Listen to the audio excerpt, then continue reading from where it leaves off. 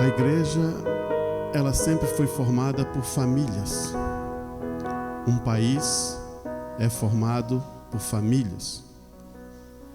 Se você pensar em uma estrutura, todas as estruturas, de uma maneira, são formadas pelo indivíduo e famílias. E muitas vezes em nossa jornada de fé, passamos muitas provas e muitas lutas. E claro, faltou muitas vezes conhecimento e entendimento da palavra de Deus para nós podermos trabalhar talvez com a nossa família ou com os nossos irmãos ou realmente com lá fora também, com as pessoas que são de lá fora. Por quê? Muitas vezes estávamos acostumados com a escola antiga.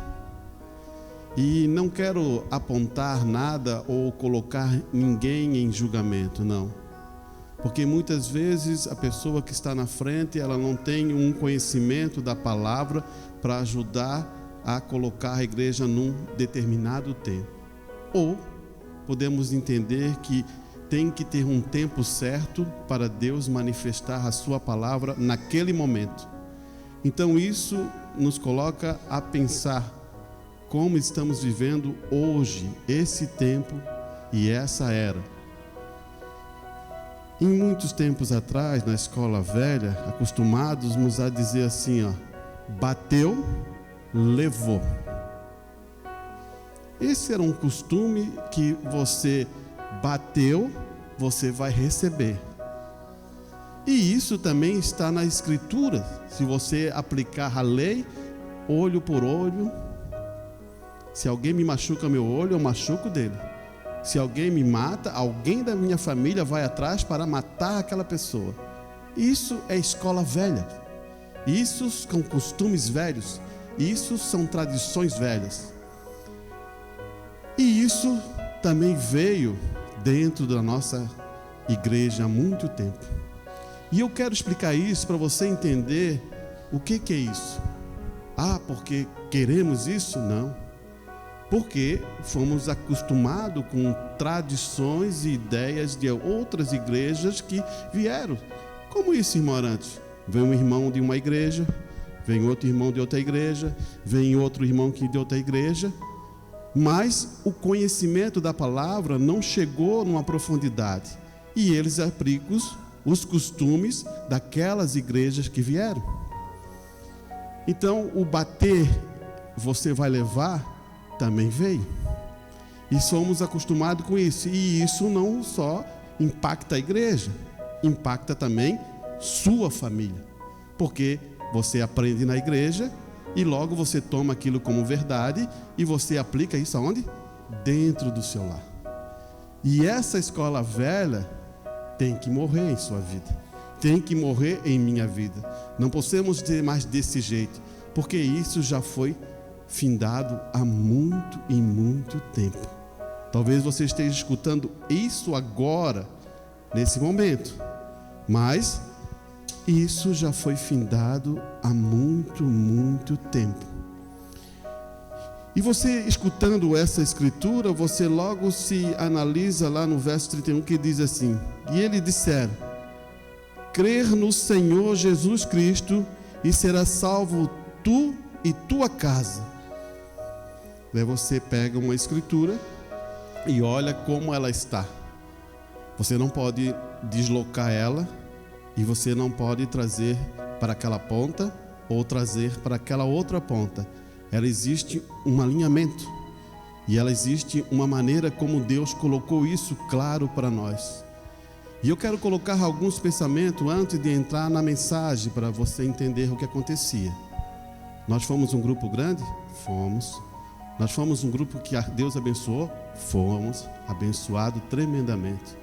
Mas ações que foram no passado, que talvez você aplique hoje para como fosse história. Uma nação tem história para contar. Tem histórias boas e histórias ruins.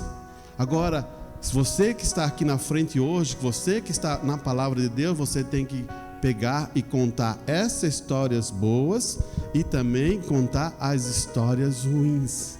Para que, irmão, contar as histórias ruins? Para que o povo aprenda a nunca mais fazer aquilo, porque aquilo ali era errado. Quero que você seja maduro. A igreja, ela tem que subir de nível, ela tem que crescer espiritualmente, e ela tem que aprender a saber o que é certo e o que é errado. Não estamos aqui apontando ninguém, e nem quero apontar ninguém, porque se eu apontar ninguém, eu não deveria estar aqui sobre esse púlpito. Estamos aqui falando de palavra de Deus, crescendo e amadurecimento em entendimento da palavra de Deus. Talvez alguns irmãos que estão aqui, que são com mais tempo de mensagem, vai saber o que eu vou falar. E vai saber. Você que talvez tem menos tempo, você nunca vai entender isso. Talvez esse irmão, essa irmã possa um dia falar isso para você. Eu só vou abrir o entendimento para você entender. Muitas vezes a igreja era grande, tinha vários diáconos, vários irmãos pregando, vários irmãos. E o que acontece? Reunimos a um local, para talvez ser a melhor coisa, e reunimos junto com as nossas esposas. E agora? Quando você reúne diáconos, ministros e pastor, e reúne para uma reunião entre os diáconos, suas esposas, suas famílias, para apontar coisas de sua esposa. Isso levou, e foi duro. Houve muito problema nessas reuniões. E agora eu pergunto a você, isso é certo? Não é certo. Irmãos, por falta de conhecimento e amadurecimento, criamos ações que não vai ajudar nunca. Você nunca deve fazer isso também no seu lar. Da mesma maneira, afrontar, trazer e apontar tantas coisas diante talvez dos seus filhos, da sua esposa, isso está totalmente errado. E eu estou colocando isso não como uma coisa boa, mas isso foi história de dentro de nossa igreja. Para o quê? Para amadurecimento nosso. Eu quero que você entenda, se nós fizermos uma reunião hoje, se nós abríssemos uma reunião hoje para chamar nossas esposas e falar, a gente falaria coisas boas de nossas esposas. Eu não ia pegar nenhum irmão para chegar aqui e apontar assim, não, minha esposa é isso e aquilo, aquilo. Não, estaria errado. Porque você é o esposo, você é o cabeça da sua casa, você lidera a sua casa. Então, a esposa é o espelho seu. Como a igreja, escute bem que eu vou falar para você, talvez isso seja hoje uma conversação entre família. É a manifestação tua, porque a igreja tem que manifestar quem? A Cristo. A tua esposa tem que manifestar quem? A você. Varão, irmãos, homens, você tem responsabilidade grande em sua casa. Irmã, você tem grande responsabilidade em sua casa. E é isso que eu quero ler um pouco hoje, quero trazer esse assunto. Você segurou as bases? Vamos entrar em uma profundidade um pouco que precisamos. Você quer ter uma igreja forte e madura? Você tem que ter famílias maduras, reforçada na palavra de Deus e compreendendo a Escritura como ela é. Então, o que aquele carcereiro falou a Paulo e Silas? Ele falou assim: como devo o quê? Me salvar. Esse é o ponto. Igreja, como você deve se salvar? Escute bem aqui. Lembre-se do conselho de Paulo que deu ao carcereiro em Filipenses. Ele diz: creia no Senhor Jesus e você e sua casa serão salvos. Então você primeiro tem que você crê. É o seu filho que tem que crer? Não. É a sua filha que tem que crer? Não. É você que Deus chamou. Ah, foi a esposa que chamou? Então você creia. Ah, foi o esposo que te chamou? É você crer. Não é aquela pessoa que Deus ainda não chamou para crer. Então é você. E ele está definindo algumas coisas importantes. Na mensagem, o homem malvado dessa cidade, um dos homens malvados dessa cidade, essa é a mensagem do irmão Branda. Ele diz assim: deixe-me dizer isso. Quando o romano foi convertido, que romano é esse? Paulo. O carcereiro de Filipe, lá em Filipos, ele disse: o que posso fazer para ser salvo? A maioria de nós diria: não beba mais, ou não fume mais. A maioria diria isso. A pergunta é outra. Você está captando? A pergunta é totalmente diferente. Para você não ter problema de saúde, é bom você não beber. Se você que está continuando a fumar, olha, pode dar problema nisso. Mas essa não foi a pergunta. A pergunta foi sobre salvação. Olhe bem aqui. O que posso fazer para se salvar? A maioria de nós diria o que? O que não fazer? Pare de beber, pare de roubar, pare de mentir, pare de fumar. Mas essa não é a pergunta. O que eu devo fazer? Paulo disse: crer no Senhor Jesus Cristo. Ele respondeu a pergunta? Para você ser salvo, você é obrigado a crer em quem? No Senhor Jesus Cristo. Porque a transformação daquela pessoa não vem antes de você crer aonde? Em Cristo, ou melhor, em sua palavra. Você não vai se transformar antes de primeiro você crer na palavra de Deus. É como você fazer tudo o inverso. Primeiro você tem que ser bonzinho. Primeiro você tem que ser certinho, para depois eu ir para a igreja e agora eu vou ser abençoado. Você está fazendo o caminho inverso e nunca vai o quê? Funcionar. Olha aqui. O que fazemos? E Paulo disse: crer no Senhor Jesus Cristo, e tu, agora está apontando, tu e tua casa serão salvos. Diga, quando o homem é salvo, isso salva a sua casa? Essa é a pergunta que o irmão Brano está dizendo. Quando o homem é salvo, ele salva a sua casa? Sabe o que ele diz? Não. Ficou difícil agora? Ficou estranho? Agora vamos entender por que ele está falando isso. Mas se ele tem fé, olha, escute, quando eu sou salvo, alguma coisa mudou em minha vida. Agora ele está explicando por que quando o homem é salvo, ele não salva a sua casa, porque tem outro detalhe para subir. Olha o que ele vai dizer. Mas se ele tem fé suficiente para se salvar, ele tem fé suficiente para que a sua casa seja salva também. Primeiro, ele aplicou essa fé para quê? Salvar quem? A ele. Agora ele tem que aplicar essa fé para salvar a sua casa. É outra ação. A fé é a mesma, mas é outra ação. Como é que você salva a sua casa? Como é que você faz isso? Tem que ter uma manifestação, tem que ter uma ação, tem que ter o quê? Uma atitude sua.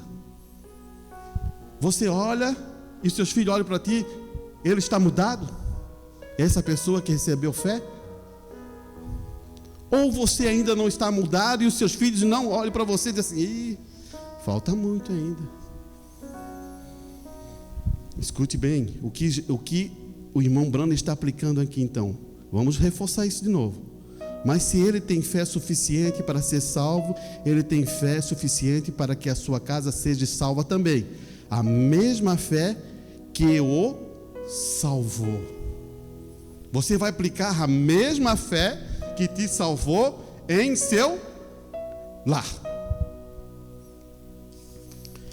Então, o que nos coloca nesse pensamento daí? Você precisa de quê? Fé. Muitas vidas na vida militar é interessante, porque eu passei pela vida militar e posso dizer isso claramente. Muitas vezes o sargento dizia para tu fazer uma coisa que ele nunca ia fazer. Mas ele dizia: faça o que eu mando, não faça o que eu faço. E isso, para sua mente, como pode isso? Ele manda fazer uma coisa que ele não faz, então ele está errado. E isso, para os nossos filhos, é a mesma coisa. Você manda fazer alguma coisa que você não age, você não vive. Isso impacta a ideia do pensamento dos seus filhos. Você quer fé para salvar eles? Então o que está aqui? Tem que ter Cristo aqui. Escute bem aqui, ó. Esse é um testemunho, né? Mas vamos colocar esse testemunho para você entender. Eu estava ouvindo a fita do vídeo de Billy Paul, o filho do irmão Branham, né? Enquanto ele estava sendo questionado por adolescentes que estão sendo educados nesta mensagem. E o tema geral do seu testemunho foi a maneira pela qual o seu pai, o irmão Branham, conduzia a sua casa da mesma maneira que fazia no púlpito. Ele estava perguntando, o irmão Branham era a mesma coisa no púlpito que em sua casa? E ele manteve a bandeira, daí ele vai dizer assim, ó, Billy Paul está falando isso, ele manteve a bandeira do amor, a graça e a reverência de Deus em sua casa, em todos os momentos, dirigia a sua família, e ele literalmente aplicou o sinal à sua casa. Hoje, irmãos, eu quero ser bem tranquilo e quero que você entenda, as regras o irmão Branham não criou, as regras o pastor não cria, tudo isso veio de Deus. Agora, eu quero que você entenda uma coisa, se veio de Deus, sempre Deus usou a palavra de Deus para proteger a nós. Agora, quando você não está com essa proteção e você não quer essa proteção, daí é um problema difícil. Então, a gente está vivendo numa era que tudo é o contrário. Todas as ações é o contrário. Contra o que? A própria família, a própria palavra de Deus. E você tem que ter sabedoria para como conduzir o seu lar. Agora olha aqui. Agora sabemos que o irmão Branham cria na criação de uma atmosfera, aonde quer que vamos. E ele certamente foi um exemplo vivo de amor, reverência e respeito. Isso agora de que todos nós precisamos mais em nossas vidas. Somos criadores de atmosferas? Quando você está no seu lar, existe uma atmosfera boa? Quando você está no seu serviço, existe uma atmosfera boa? Ou estamos criando alguma atmosfera que não seria boa? O problema é que vivemos nisso. Somos criadores de atmosfera. Se você não cria atmosfera, acontece muitas vezes do que as pessoas começam a se afastar de ti. Ou não é verdade? Agora, se criamos boas atmosferas, as pessoas querem estar próximo de ti. Mas existem algumas coisas que eu quero chegar ainda.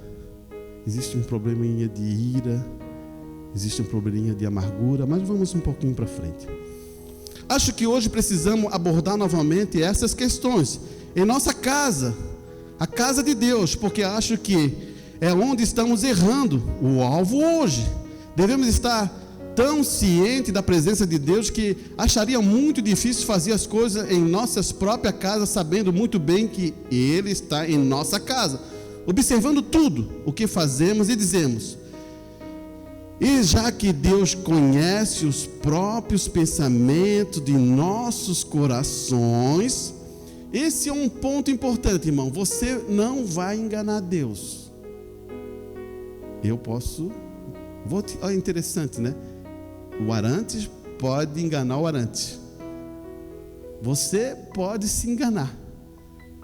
Mas você e eu não enganamos a Deus. É tão tremendo isso que você cria um mecanismo para enganar você. Ou você não acredita nisso? E cria. Amanhã eu vou servir a Deus melhor. Você jogou para onde? Para amanhã. E o negócio é para hoje. Amanhã eu vou tomar uma decisão para Deus. E o negócio é para hoje. O amanhã nunca nos pertenceu. Deus sempre foi o quê? Presente. E isso é enganar a nós mesmos com o próprio pensamento. Devemos saber que queremos manter até mesmo os pensamentos cobertos pelo sangue de Jesus Cristo. Até os teus pensamentos você tem que ter cuidado para cobrir pelo sangue, para você não pecar contra a Deus. Não vem pensamento mal em sua cabeça? Não vem pensamento mal? Não chega pensamento e você não tem que repreender? Porque há um sangue que protege isso. Então você repreenda-o. Mas o problema tem vezes que a gente começa a dar vazão. Começa a dar vazão. Daqui a pouquinho Satanás ciranda você. E aqui ele está dizendo assim, sabe que eles criam uma atmosfera em que vivemos e nos expressamos. O irmão Branham até pediu ao seu pai, olha, escute bem isso é bom para você ter amadurecimento também, para nós termos amadurecimento. O irmão Branham até pediu ao seu pai que nunca fosse à sua casa quando ele tivesse bebido. Ele queria manter uma certa atmosfera entre sua casa. Irmãos, o irmão Branham não chegou lá no pai dele e deu uma bronca nele, ou falou isso, ou falou aquilo, e falou aquilo. Não, ele foi lá e conversou, tranquilamente, com um coração amoroso, em relação a esse pai. Quando o pai beber e ficar desse jeito, não vai na minha casa, porque eu não quero ver o Senhor desse jeito, e não quero que meus filhos vejam o Senhor desse jeito. É como tu fala, é como você usa a linguagem que você cativa as pessoas. Você está entendendo? A linguagem ou a palavra tem muito poder, como você sabe usá-la. Ela pode destruir no mesmo tempo e pode salvar ao mesmo tempo. Então você começa a entender que depende da atmosfera. Vamos um pouquinho mais para frente. Você começou a entender o que está acontecendo em nossa era? Ele vai dizendo assim, ó, o irmão Branham está nos dizendo aqui que só porque você diz ser um crente, não significa realmente que você crê. Ele está aplicando uma ideia, porque esse é o que eu estou falando para você. Você diz que é um crente, ou você diz que é um cristão, mas não significa que você é, porque tem que existir manifestação, tem que existir a forma dentro da sua vida para mostrar isso. E é isso que estou tentando dizer. A única maneira de saber se você acredita nisto, se a sua vida está manifesta, é o que você afirma acreditar. Vamos dizer assim, ó, eu acredito em Cristo. Agora eu tenho que manifestar alguma coisa para me dizer se eu acredito em Cristo. Vamos dar exemplo? Noé não acreditou que ia ser destruído aquele mundo por água. O que ele começou a fazer? Ele escutou a Deus e Deus falou para ele construir o quê? Uma arca. E a partir de agora ele começa a produzir essa arca. Demorou 120 anos, não importava. Deus só ia destruir quando aquela arca estivesse pronta. O tempo não nos pertence. Você gravou? O tempo não nos pertence. Deus vai manter até aquela arca estar pronta e selada e completa. Por isso que estamos na mesma situação. Quando o último eleito entrar, o que acontece com a igreja? Ela será o quê? Arrebatada. Então esse tempo é o tempo de Deus para trazer aquele último eleito. Não é o meu tempo. Por mim, talvez eu diria assim: ô Senhor, leva, né? Já estamos para ir embora. Mas para Deus, Ele não deixa nenhum filho aqui. Deus é perfeito com os seus filhos. Você é perfeito com sua família. Olha aqui. Não é? Moisés também foi da mesma forma. Ele foi pregar uma mensagem aos hebreus, ele foi conduzido, ele foi convencido, e agora ele manifesta aquilo que foi convencido em seu coração. Eu sou um profeta, Deus vai me usar, então agora estou convencido em ir lá e chamar o povo hebreu para a salvação. Você está entendendo? Você é um cristão? Deus tem uma coisa na sua vida. Você é um cristão? Você tem luz. Você é um cristão? Você manifesta essa luz. Precisamos ser manifesto isso. Não podemos mais esconder isso. O irmão Branham está nos dizendo que a vida na palavra deve tomar conta de nossa vida, ou nem mesmo faremos parte da mensagem da hora. Então essa mensagem que você está escutando nesse tempo do fim é uma mensagem de amor. Agora, essa mensagem tem que fazer parte da sua vida para você participar ou para você ir para o arrebatamento. Vamos mais um pouquinho para frente. Você começou a entender o que está gerando em nós?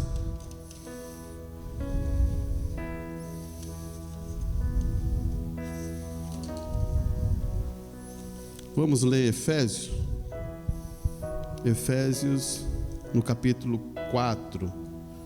Só para dar uma noção, no versículo 26. 4, 26. Ele diz assim: esses são pontos que Paulo usa e já usou em Efésios para entender o que está acontecendo. Quando Paulo está falando para a sua igreja, ele está recebendo inspiração e revelação de Deus, e Paulo sai de cena e a palavra é manifesta. Não é a palavra de Paulo, é a inspiração que Paulo recebe de Deus. Não é a palavra do irmão Brana, é a inspiração que Deus revela ao coração do irmão Brana para ele falar. Você entendeu? Um pregador é a mesma coisa. Não é a palavra do pregador, é a mensagem que ele está trazendo de Deus a você. Agora, no momento presente. Não é uma fita rodando aqui que para ser usada, não. Ela está sendo direcionada porque Deus usa os filhos de Deus. Usa você através de uma música, usa você através de uma ação, usa você através de uma palavra e um gesto. Olha aqui. Irai-vos. A palavra não está dizendo assim, Paulo não está dizendo assim. Irai-vos. Está errado? Então quer dizer que ele está dizendo que eu posso me irar. Ou não? Está escrito ali, ó. Irai-vos e não pequeis. Duas coisas importantes você. Irar, você pode irar. Ou ficar com raiva. Mas não pequeis. Vamos entender isso. Não se ponha o sol sobre a sua ira. Não deixe lugar ao diabo. Dois pontos importantes. Irar, eu posso me irar. Eu posso ficar com raiva naquele momento. Mas logo isso eu vejo e restauro isso e me organizo. Eu não fico deixando crescer isso dentro do meu coração, porque daí Satanás usa esse combustível para te destruir. Olhe como está aqui agora. Irai-vos e não pequeis. Está bem ficar irado, mas não descrer enquanto estiver com raiva. E de fato ele diz. Então ele está dizendo assim: você pode irar, mas você não vai descrer o quê? Na sua palavra. Mantenha-se a palavra. Segure. Daqui a pouquinho ele vai firmar esse. Não deixe o sol pôr sobre a vossa ira. Então ele está dizendo assim: não deixe aquele sol sobre a sua ira. Ele está tendo uma referência. Ele vai dar uma referência boa depois ali. Ele vai dizer assim: vai passando o dia, o sol está vindo, está vindo, está vindo. Não fique irado tanto tempo assim. Talvez é só momentos. Você pode irar. Então você entendeu, né? Você não é uma flor ali que alguém fala, pá, e você não ira. Não, você naquele momento até se irou, mas logo você restaura e vê que não, podemos consertar, podemos resolver e podemos ir para frente. Olha aqui.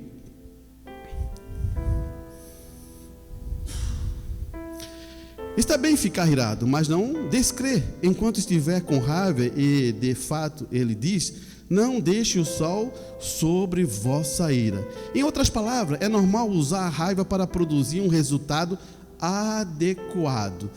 Olhe bem, irmãos, não vai entrar para o caminho errado. Usar a raiva para alguns momentos para ser uma coisa boa. Talvez eu não queira falar isso, mas vou falar um pouquinho para você entender. Tem vezes que tu chega assim e dá uma dura no seu filho. Ficou com raiva naquela, tu dá uma dura. Mas tu não quer fazer isso com o seu filho, né? Tu não quer fazer isso. Naquele momento você estava com raiva, mas você deve controlar essa raiva para não passar para uma ira que vai machucar ou vai entrar em problemas. É isso que estamos aqui limitando esse pensamento. Olhe bem aqui. Em outras palavras, é normal usar a raiva para produzir um resultado adequado, um resultado corretamente sábio, mas não espanta essa raiva. Portanto, não deixe o sol pôr sobre a sua raiva, porque então ela não se tornará raiva, mas ira. Então ele vai começar a colocar, então não deixe isso ficar. Em seguida ele acrescenta: nem dê lugar ao diabo, porque a raiva, se você vai deixando, entra em ira e vira combustível para quem? Para o diabo. Agora, por que ele falaria que a raiva está ok? Então, nós avisaria para não segurar por tanto tempo no dia inteiro. Se passou o sol e se põe e você ainda está segurando isso, por que seria dado lugar ao diabo? Isso seria dar ao lugar ao diabo. A vitória sobre a sua raiva é permitir que ele a use contra você. Você captou isso? Você entendeu o que está acontecendo aqui? Você pode se irar, mas você não vai dando combustível, vai dar pouquinho. Quem está usando esse combustível é o diabo contra você. É difícil isso, né? Todos nós somos sujeitos a isso. Agora Deus, Ele está amadurecendo os nossos sentidos para termos controle das nossas emoções. E para você ter controle das suas emoções, você tem que estar submisso à palavra de Deus. Primeiro você tem que reconhecer que essa palavra é verdade, para depois o Espírito Santo controlar as suas emoções. Enquanto você não conseguir contemplar a palavra, você não controla as suas emoções. Olha aqui, vamos mais um pouquinho para frente.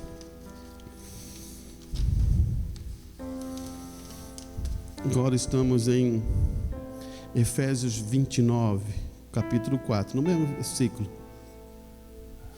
Esse aqui é uma coisa importante, porque Paulo está afirmando essa ideia, para não irar, né? Ele vai colocando, depois ele fala assim: não saia da vossa boca nenhuma palavra torpe, mas só o que for boa para promover edificação, para que dê graça aos que ouvem. Irmãos, Paulo está falando para quem? Para fora ou para dentro da igreja? Para dentro da igreja. O que ele está querendo dizer? Se tu tens sabedoria, se tu está dentro da presença de Deus, toda a tua palavra, ela vai ter um toque especial. Ela vai ter utilidade para o ouvinte. Em nosso lar é a mesma coisa. Se você usa a palavra, você tem que usar a palavra para ter benefício. Você fala com seu filho, você usa a palavra para ele ter crescimento. Você fala com sua esposa, você usa a palavra para ter contato e amadurecer o casamento. A palavra é espírito. Como você trata a sua esposa é o que você é, ou vice-versa. Se lembra da escola velha? Você se lembra da escola velha? Você quer ficar na escola velha? É mais fácil falar mal da minha esposa ou falar coisa boa da minha esposa?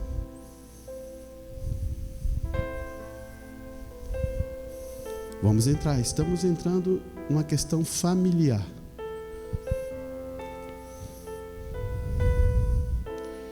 Em outras palavras, controle a sua língua.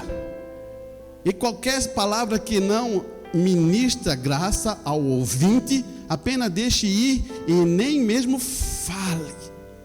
Se eu sei que eu vou falar uma coisa que não vai ajudar, se eu sei que eu vou falar mal, eu não falo. Eu apego essa muralha de dente e tranco a minha língua. É preferível morder a língua. Só para a gente ter uma ideia, né? Não é que isso vai fazer, né? Senão a gente vai ficar sem língua, né? Porque tanto ter a nossa língua.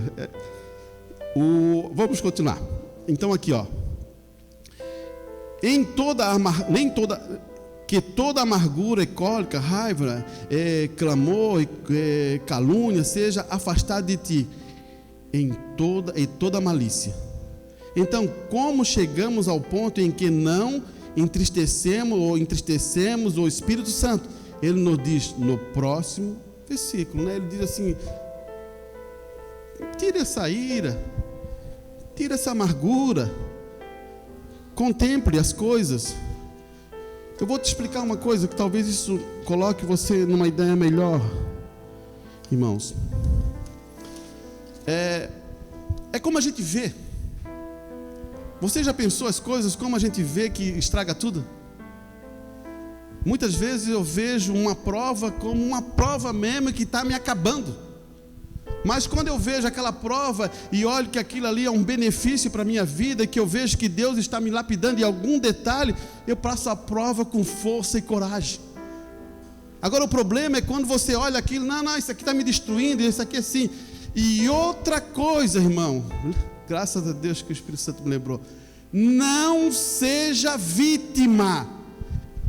A partir da hora que você abre o teu leque para dizer que é vítima, você está em uma situação frágil. E Satanás vai te botar um monte de pensamento em sua cabeça. E vai dizer assim: é verdade, eles falaram isso. É verdade, aquilo está acontecendo assim porque aquele outro não te ajudou. É verdade, aquilo está acontecendo aqui porque isso. Porque você se tornou uma vítima. Olhe bem o que acontece com Cristo. Ele se torna uma vítima. Ele vai cumprir as escrituras. Ele não importa quem seja que vai fazer o papel do carrasco, aquele que vai cuspir em sua cara, aquele que vai botar a coroa de espinho, mas ele não se torna vítima. Ele toma a posição do que ele tem para fazer. Irmãos, você veio aqui para manifestar o quê? Cristo, manifestar a Deus. Então você cumpra essas escrituras. Manifeste a Cristo no seu falar, no seu agir. O problema é que muitas vezes em nossas vidas as barreiras vêm, as circunstâncias vêm, e os problemas vêm, e você não tem coragem de admitir aquilo, você se torna vítima. Esse é o problema. Não faça isso. Nunca se torne vítima. Deus não quer que você seja dessa maneira. Quer ver uma vítima que não podia, ele poderia dizer que é vítima? José do Egito. Os irmãos dele jogaram dentro do buraco. Ele berrou, gritou. Depois ele chega lá, está lá no cárcere, lá trabalhando, lá no cárcere, preso 14 anos. Ele podia dizer: não, Senhor, eu não fiz nada, porque estou aqui. Você está entendendo? Daí você começa a ver as pessoas, quando entram para o de vítima, elas não vencem as suas batalhas. José do Egito não se tornou vítima, tomou posição e ficou. Um dia Deus tomou, agora ele está perfeito para botar aonde deve ser. Quando você ainda se torna vítima, você vai ficar trabalhando, agindo desse jeito, até você estar num ponto que Deus quer. Irmãos, nunca faça isso em sua vida. Aplicar, achar que você não. E se você é o mais forte, aplique, mostre, manifeste com simplicidade e com humildade.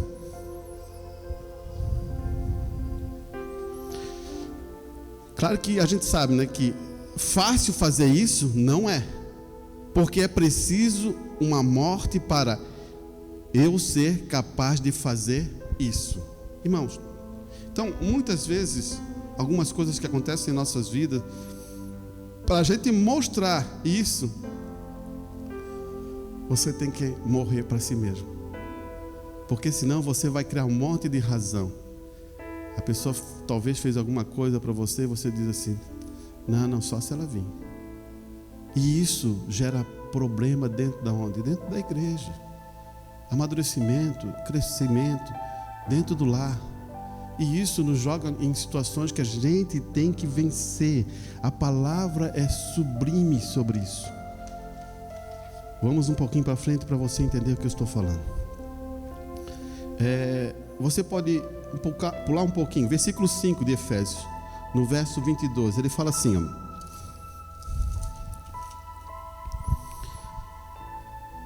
Isso, vamos entender isso.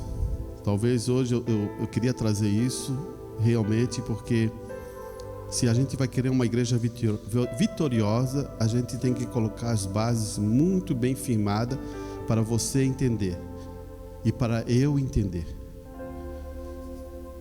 Escute bem: vós mulheres, sujeitai aos vossos maridos como ao Senhor. Não é isso a escritura? Amém, irmãs? Amém, né? É difícil dizer amém? Talvez seja um pouco difícil, né? Porque vivemos nessa era. E essa era é a era da mulher. Você sabe que o irmão Brana fala isso, né? É a era da mulher. Dos direitos da mulher. Você, jovenzinha, você lê história? Estude um pouquinho e veja se não fala isso. Ela foi ganhar direito de voto há muito tempo atrás. Mas estava começando um movimento dos direitos da mulher. Claro que eu não concordo que uma mulher deve apanhar. Claro que eu não concordo que um homem não deve ser um machista. Eu não concordo nada disso. Eu sou um cristão. E eu vou mostrar 2 pontos aqui para você entender. Primeiro eu vou falar agora das irmãs, mas depois eu vou vir atrás dos irmãos. E eu já vou dizer, a culpa maior é de vocês, varões. Escutou bem? Então guarda aí. Porque o marido é a cabeça da mulher. Isso é escritura. Porque o marido é o cabeça da mulher, assim como Cristo é a cabeça da igreja. Então você se lembra, Cristo é a cabeça de quem? Da igreja. A igreja nunca pode ser a cabeça. Você sabe qual é a igreja que é a cabeça? Que quer ser a cabeça? Igreja católica. Não é isso? Por isso que o irmão Brano fala assim: uma mulher que quer ser a cabeça, ela tem o espírito da igreja católica. Estranho? Não é estranho. Vamos entender o que está funcionando aqui. Então, o marido é o cabeça da mulher, assim como Cristo é a cabeça da igreja. Ele é o salvador do corpo. Cristo, o cabeça, é o salvador do corpo, da sua noiva. O homem é responsável pelo o seu lar. Não adianta você fugir, varão. Deus vai te cobrar. Não vai ser o irmão Arantes que vai te cobrar, não. É Deus. Porque a palavra é dele, não é palavra minha. Porque tem muitos nessa era, eu vou explicar o que eu vou dizer. Tem muito, talvez essa palavra seja duro. Tem muito, mas o irmão Brana usou. Existe púlpitos afeminados, existe homem afeminado. Não a questão sexual, não é isso que eu estou falando. É sua ação. Não toma posição de homem, não decide como homem. É duro, mas é isso, irmão. Você tem que tomar decisão de homem. Você toma posição de homem. Você tem o seu lar para mostrar isso. Olha aqui. Não é a minha ideia. Esse não é meu pensamento. Isso é duro eu falar para a igreja, mas sou responsável por isso. Um dia Deus cobrará todas as coisas que saem desse púlpito. E se eu escondo alguma coisa, Deus trata comigo. Aqui, ó. Então ele diz assim, ó: marido é a cabeça da mulher, assim como Cristo é a cabeça da igreja, e ele é o salvador do corpo. Portanto, como a igreja está sujeita a Cristo, assim deixe a esposa ser sujeita ao seu marido.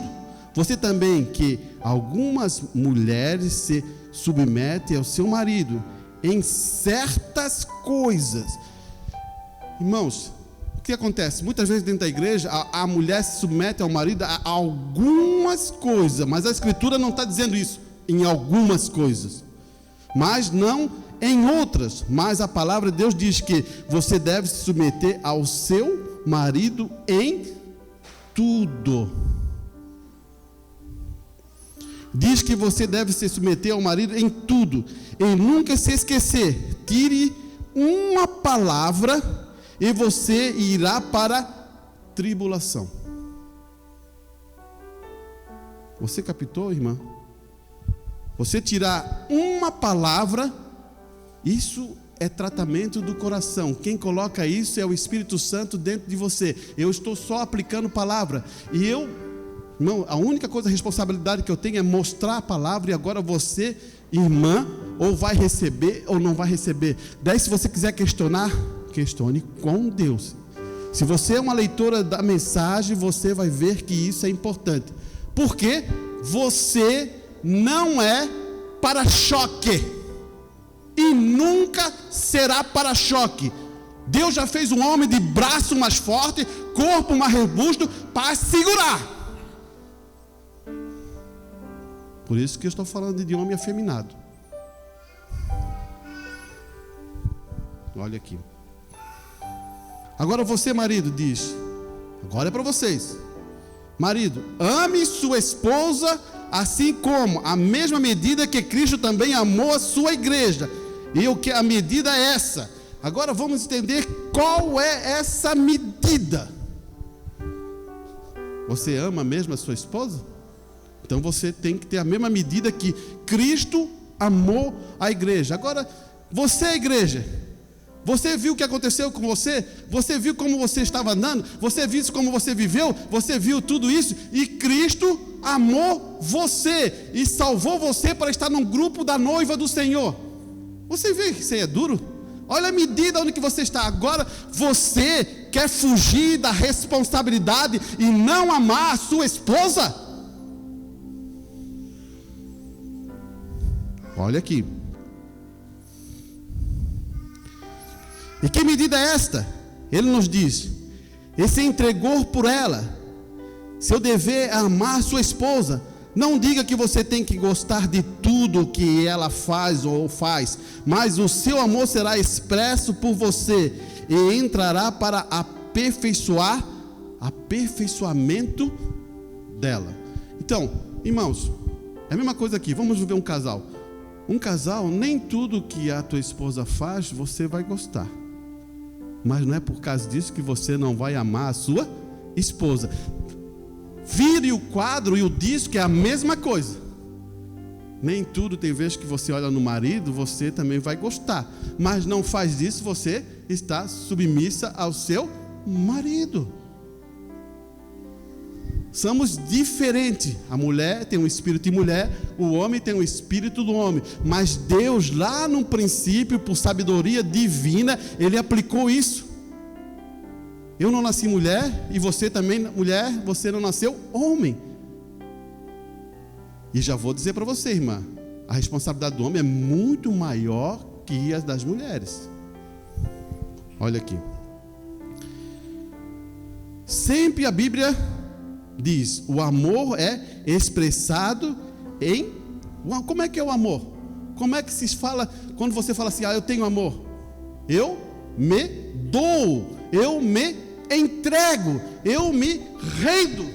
Então o homem, ele tem que fazer o quê? Ele se entrega. Vou te explicar isso para você entender numa mensagem que meu Branda diz. O homem vai lá, luta, vai lá naquele boxe e luta, e ele leva soco, ele se machuca, ele se quebra todo, e ele chega assim, ele ganha aquela luta, ele pega aquele valor todo e dá para a esposa. Estranho isso. Ficou bom, irmã? Você captou uma coisa aqui? Que ele está lutando para o seu lar. O benefício é a bênção do lar. Se ele está lutando por um benefício maior, seu lar, sua esposa e seus filhos.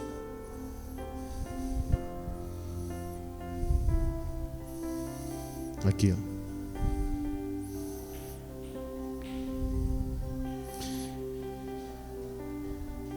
Então, o amor é dar. João 13:16, né? Porque Deus amou, vamos ler isso aqui, é bom, só para a gente reforçar o pensamento, né?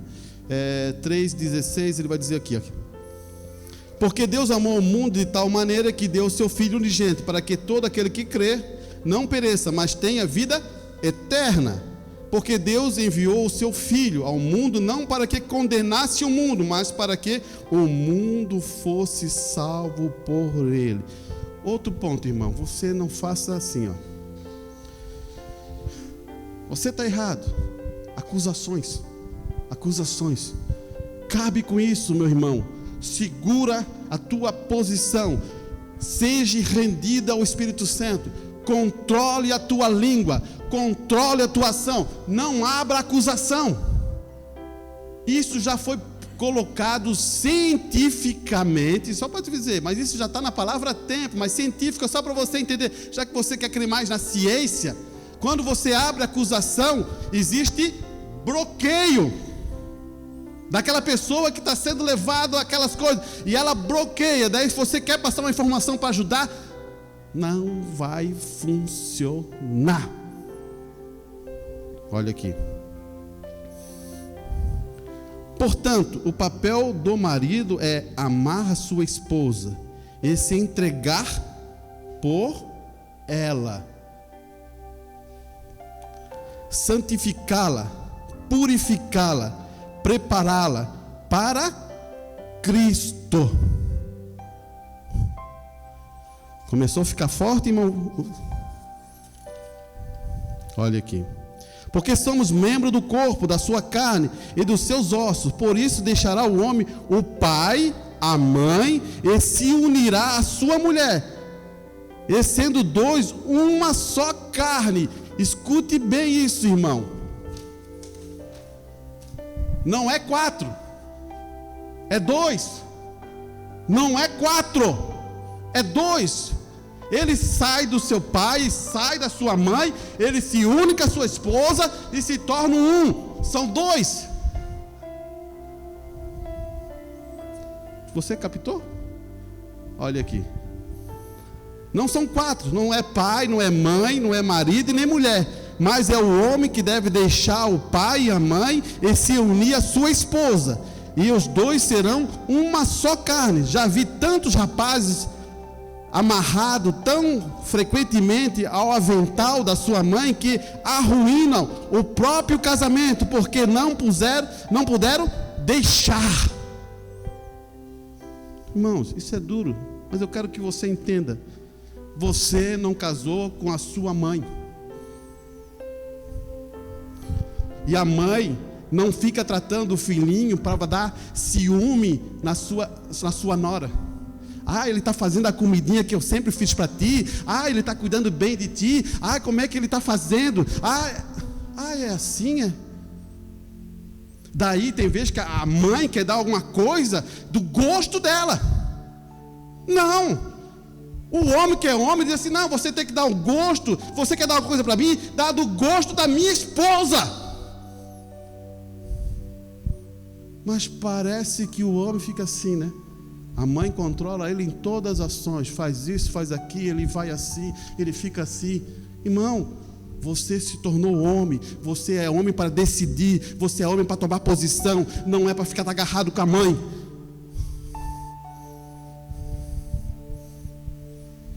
Isso é escritura.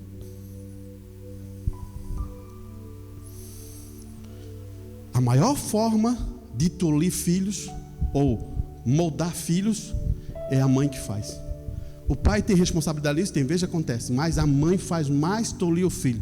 O homem não sabe decidir, o filho já está grandão, não sabe decidir da sua vida. O homem está desse tamanho, ele não consegue tomar posição, ele tem que estar perguntando, ele tem que ir fazendo isso, eu não sei o que vou fazer, não que você não possa perguntar para o seu pai, para sua mãe, para ter um entendimento, mas estou dizendo que tudo ele tem medo, ele não sabe como fazer, ele tem medo. Vamos embora.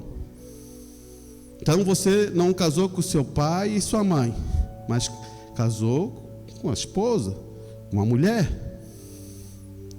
Este é o grande mistério, mas falou a respeito de Cristo, da igreja. No entanto, cada um de você, em particular, ame sua esposa, assim como assim mesmo, e a esposa vê que ela reverencie o seu marido. Irmão, reverenciar não é capacho, porque você é um filho de Deus e ama a sua esposa. Se você é um homem que bota a sua esposa como um capacho, você tem que voltar aqui nas bases e se humilhar perante Deus, porque é amor. Agora, e isso todo é um processo que você está vendo aqui, o que Deus está falando. Ele monta uma estrutura perfeita para o lar ser perfeito. Agora, claro que pode ter lar que está rompido, e daí você quer que seja perfeito. Opa, você tem que consertar aonde está o problema para esse lar ser perfeito. Olha aqui, amargura, ira, mantemos fora. Então tome cuidado, gente, nunca deixe a amargura governar a sua vida.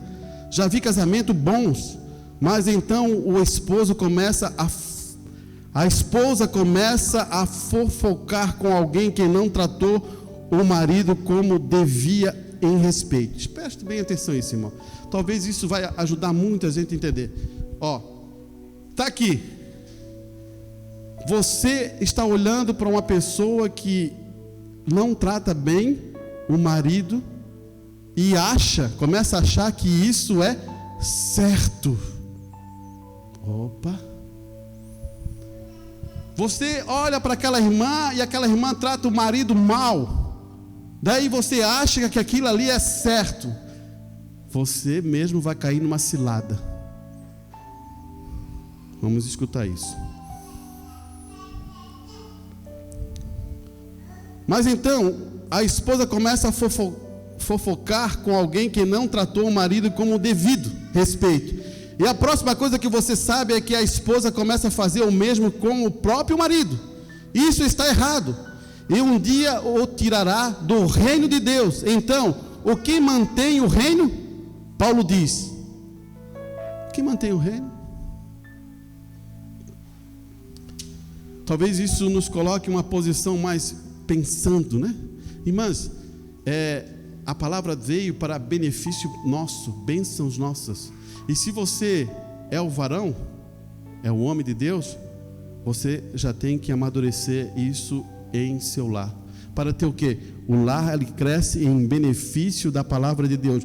O lar não cresce em benefício da minha vontade. Porque Deus já conhecia o que aconteceria nesse tempo e nesta era. Ele saberia como o Espírito estaria aqui. Por isso que ele já aplicou a palavra para fortificar quem? A família, irmão. Ele já veio trazendo a palavra de Deus para fortificar o lar. Agora, você acha que Deus se enganaria em falar isso? Várias situações na era foi acontecendo isso, e várias situações por causa disso rompeu-se. Agora, o benefício de você entender: você é o esposo, você é responsável por isso. Gere fé, que é revelação, para salvar quem? A sua família. A sua família.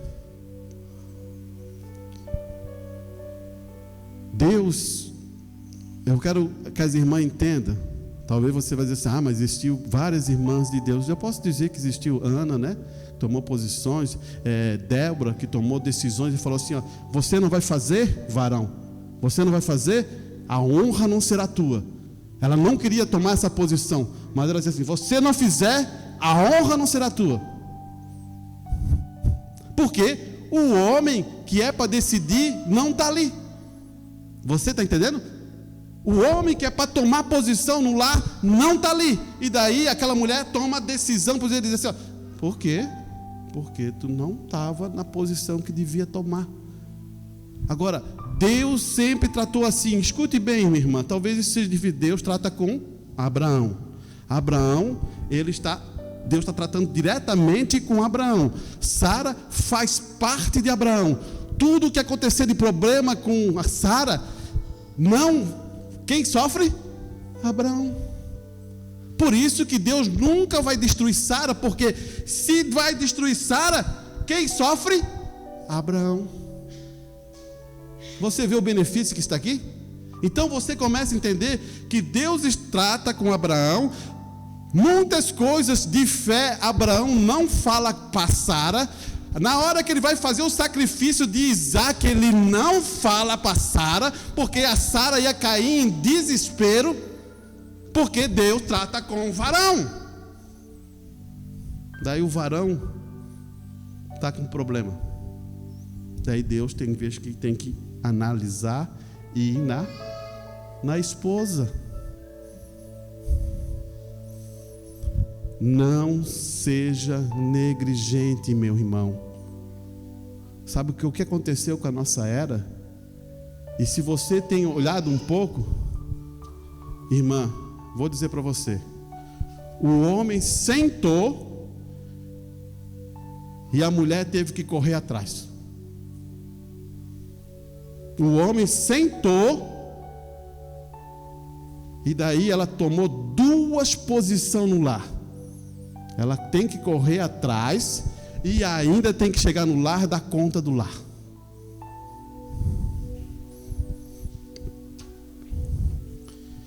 Por quê? Faltava mão de obra lá fora. Por quê?